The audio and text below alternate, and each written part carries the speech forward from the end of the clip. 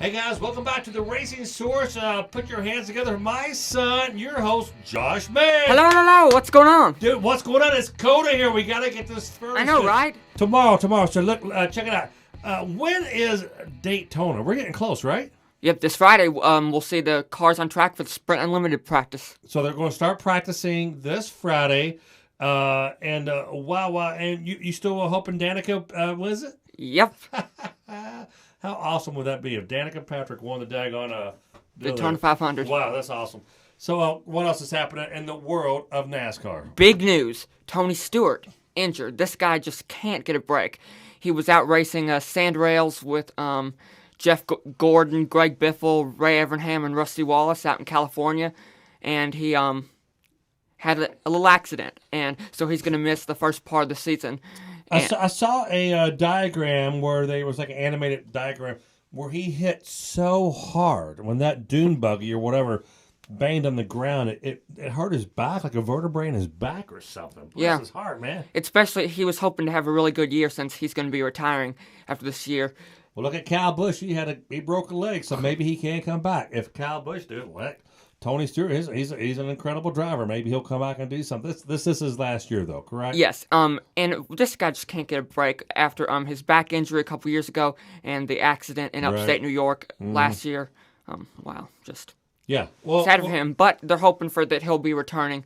But they have a set date for May 21st as the All-Star race day. Wouldn't you love to see Tony Stewart career end like Peyton Manning's career did? Yeah, and see, I got my Broncos I see that. Nice. Shirt on. Nice. Well, Peyton Manning hasn't yet officially announced his retirement. He said he's going to take a couple weeks to...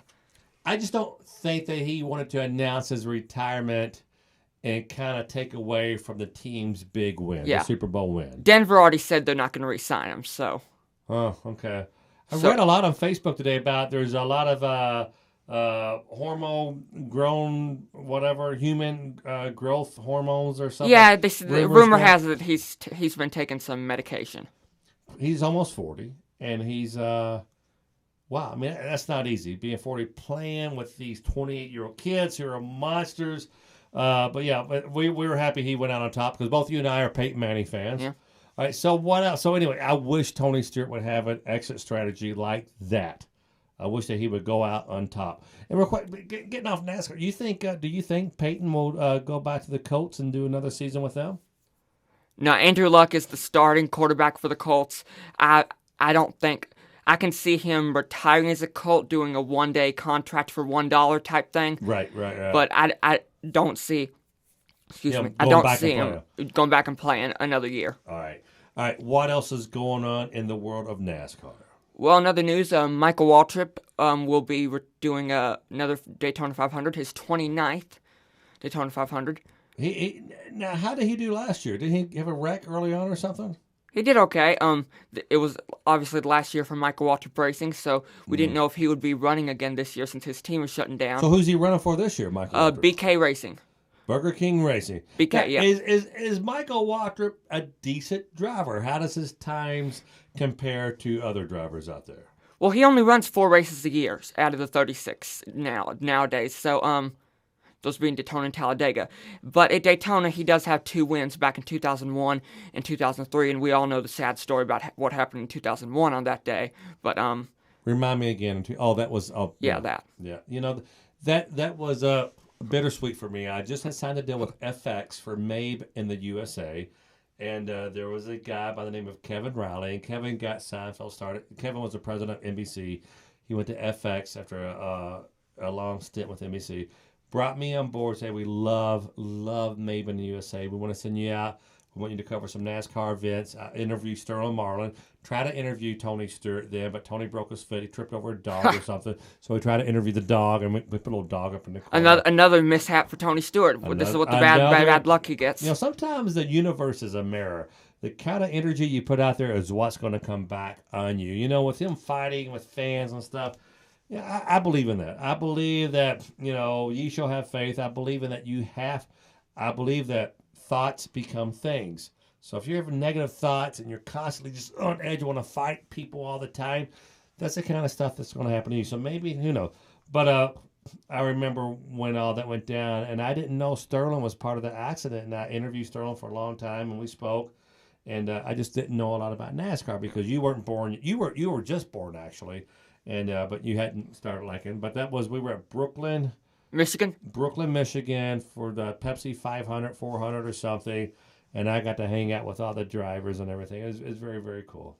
But yeah. So what else is going on? Well, so BK, like I said earlier, they have Michael Walter, but they're also bringing back Robert Richardson Jr.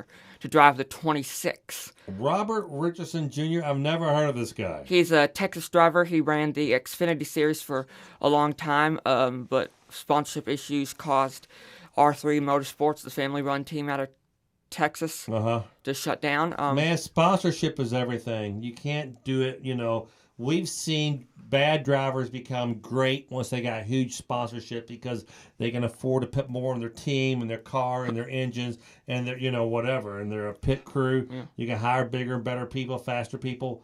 Wow. So what does one do when you have no sponsorship? I mean, we do that. What the park? The starting park starting thing. Park, yeah. So, well, okay. So, or some people just refurbish their stuff or like borrow from other teams. And are there any stories out there? Someone who just kind of begged, borrowed, and stole, like they used like had a big win, and they weren't supposed to win. Is there some underdog Cinderella story out there? There has been. Brad Keselowski, his first win when he was driving for Phoenix Racing. Mm-hmm. They now defunct Phoenix Racing.